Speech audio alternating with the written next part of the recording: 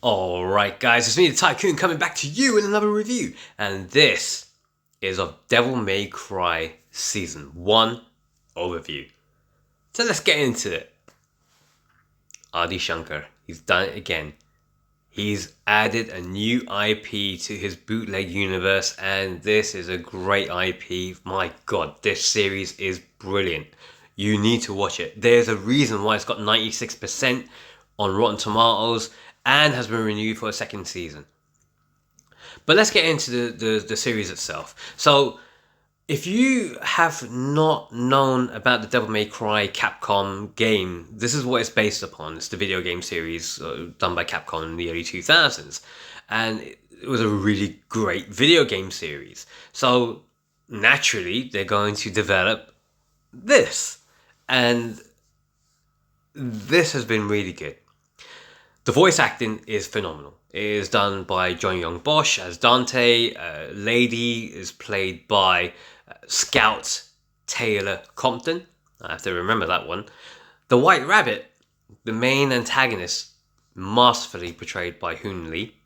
And there was also Chris Coppola as Enzo, the handler for Dante. A very special final voice acting gig for a legend in Kevin Conroy, playing the Vice President Baines. Yeah. Of course, he died halfway during the series, and Ian Haynes took over for some of the episodes. So, yeah, it's still there. He's still there.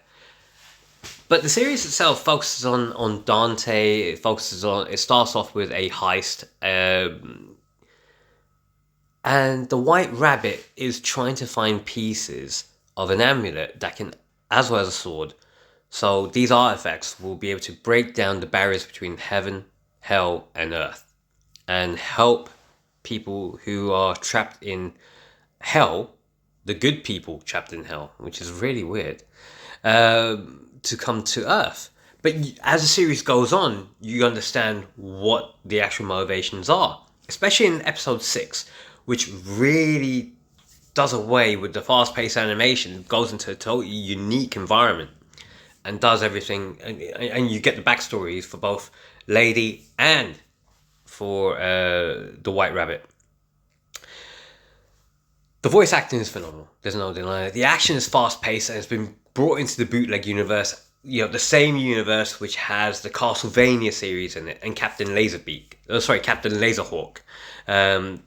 This is a really good animated series. It leaves you wanting more and more, and the action is fast-paced. There has been criticisms about the CGI at times, especially in the battle scenes, but I didn't see that. I felt really happy about how it went down. It was quite a good mesh between CGI and animated world. But the series itself is really good. Johnny Young Bosch nails Dante, is the best way I can put it. He is Dante, and it is so well done, so well delivered. You enjoy the one-liners, you enjoy the devil trigger coming out, you enjoy all of that, and how he's got superhuman powers. He doesn't believe that he's half demon either, the son of Sparda, who was the demon that fought alongside the humans to keep all the demons back from hell. That kind of thing. He doesn't know all of this sort of stuff, but as the show progresses, the characters all develop, and you see more of their backstories, including the fact that Dante has a twin brother called Virgil, who he thought was dead, but actually survived. So we get that as a big reveal, and there's a lot more things going on within this series, especially as they've taken from different influences right across. You look at some of the manga verse or anime verse which is out there, especially the early 90s anime verse, you can see influences from Legend of the Overfiend and Devilman, Amon. When you see the battles taking place above between the two demons. It is interesting how there's been a lot of influences, and some of the other influences would be like The Last of Us. I'm not going to give that one away because that was actually kind of traumatic, but it also has some real world implications in it too. And you kind of get the sense about it that, yeah, there are things going on which are a bit deeper here. It's not just your animated show. Excuse me. But all I can say is that this series has been renewed for a second season, and there's a good reason why. Audiences love it, and so did I. This is what we want from, things like the MCU, things like the DC universe. Just stick to the source material. Don't deviate too much. Don't put in too many messages or things like that. There's a time and a place for it, yes. But don't throw it right throughout. This is what switches people off and switches people to things like the bootleg universe.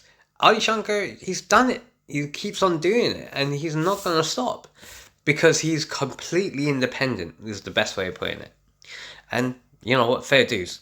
This is a great series, and I would strongly recommend that you watch it.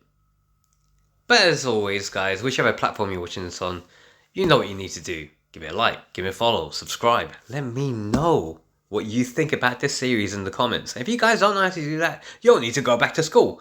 So says the Tycoon.